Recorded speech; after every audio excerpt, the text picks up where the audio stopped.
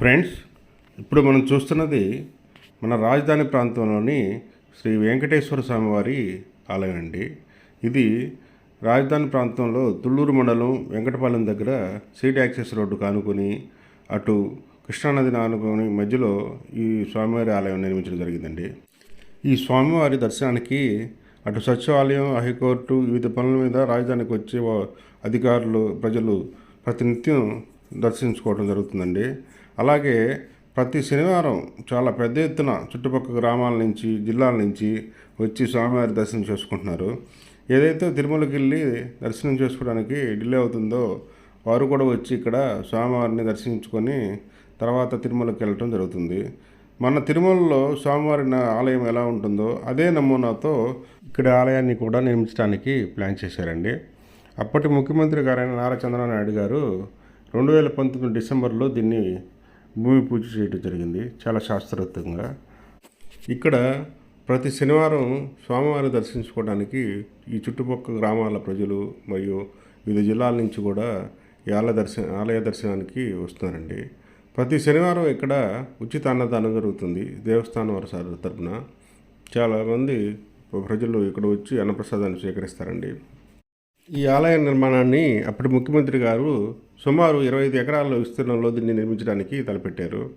అప్పటి ముఖ్యమంత్రి గారు 140 కోట్ల వ్యయంతో భారీ ఎత్తున అన్ని వసతులతో, అంటే స్వామివారికి పుష్కరిణి, కళ్యాణ మండపం, భక్తులకు సౌకర్యాలు, పార్కింగ్లు, చుట్టూ పచ్చదనంతో ఏదైతే మన తిరుమలలో వెంకటేశ్వర స్వామి వారి ఆలయం ఉంటుందో అదే నమూనాతో ఇక్కడ నిర్మించడానికి ప్లాన్ చేశారు. ఆ తర్వాత ప్రభుత్వం మారటంతో దాన్ని కాస్త కుదించి 40 కోట్లే చేసి, అంటే వాళ్ళ ఉద్దేశం అప్పట్లో ఇది రాజధాని ప్రాంతం ఇంకా డెవలప్ కాలేదు, రాజధానిలో ఇంత పెద్ద ఆలయం 100 కోట్ల నిధులతో ఇప్పుడు నిర్మించడం అవసరమా అనే వాళ్ళ ప్లాన్తోనే దీన్ని కుదించి 40 కోట్ల వ్యయంతోనే దీన్ని నిర్మించి తర్వాత కాలంలో ప్రారంభించారు. ఆ తర్వాత మరలా ఏదైతే నారా చంద్రబాబు నాయుడు గారి ప్రభుత్వం మరలా ఇప్పుడు తిరిగి రావడంతో దీని అభివృద్ధి కార్యక్రమాలు చాలా భారీ ఎత్తున గొప్పగా జరగటం జరుగుతుంది. ఒకప్పుడు ఈ ఆలయం వెలుపల పార్కింగ్ ప్లేస్ కూడా మట్టి దిబ్బలు రకరకాలుగా ఉండేది. మొత్తం టైల్స్ వేసి లైటింగ్ మొత్తం అమర్చారు. అలాగే ఆలయం వెలుపల అంటే చుట్టూ ప్రహరీ కూడా మొన్నటి వరకు లేదు. ఈ మధ్యకాలంలోనే ప్రభుత్వం మారిన వెంటనే ప్రహరీ కూడా నిర్మించి దీనికి లైటింగ్స్ అవన్నీ అమర్చడం జరుగుతుంది. అలాగే ఈ స్వామివారి ఊరేగింపుకి అవసరమైన వాహనాలను కూడా ఈ మధ్యకాలంలో టీటీడీ వారు దీన్ని సమకూర్చడం జరిగింది. ఇది ఆలయం పూర్తిగా టీటీడీ వారి నిధులతోనే నిర్మించడం జరిగిందండి. ఇది ఇప్పుడు మీరు చూస్తున్నారు కదా, చుట్టూ స్వామివారి దర్శనానికి వచ్చిన ప్రజలు చుట్టూ ప్రదక్షిణలు చేసి స్వామివారిని దర్శించుకోవడం జరుగుతుంది. అలాగే దీనికి అవసరమైన అన్ని ఏర్పాట్లు ఈ ప్రభుత్వం తొందరలోనే చేయడానికి సంకల్పించింది టీటీడీ వారి చేతులను. ఇప్పుడు మనం ఈ స్వామివారి యొక్క ఉత్సవాలకి అదే ఊరేగింపుకి అవసరమైన వాహనాలను కూడా ఈ మధ్య సమకూర్చారు. ఒకసారి అవి చూద్దాం.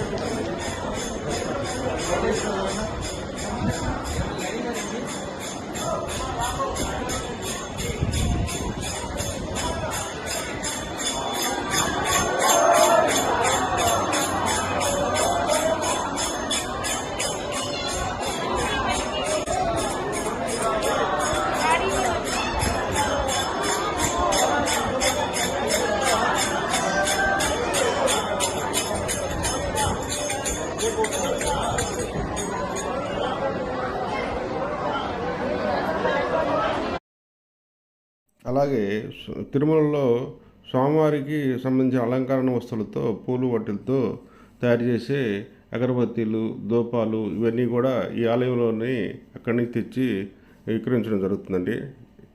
అలాగే లడ్డు ప్రసాదం కూడా స్వామివారి లడ్డు ప్రసాదం ప్రతిరోజు ఒక టైం వరకు ఇక్కడ విక్రయిస్తున్నారు. ఈ విధంగా వచ్చి చాలామంది ప్రజలు స్వామివారి దర్శనం భాగ్యం కలిగించుకొని ఆనందంగా సంతోషంగా గడుపుతున్నారు. అదే ఫ్రెండ్స్ ఈ వీడియో. దయచేసి మన ఈ ఛానల్లోని ఈ కంటెంట్ మీరు నచ్చితే లైక్ చేసి షేర్ చేసి సబ్స్క్రైబ్ చేసుకోండి. అలాగే మన ఛానల్లో స్వామివారికి సంబంధించిన ఈ ఆలయానికి సంబంధించిన అన్ని అభివృద్ధి కార్యక్రమాలు వీడియోల రూపంలో ఎప్పటికప్పుడు అప్డేట్ చేస్తానండి.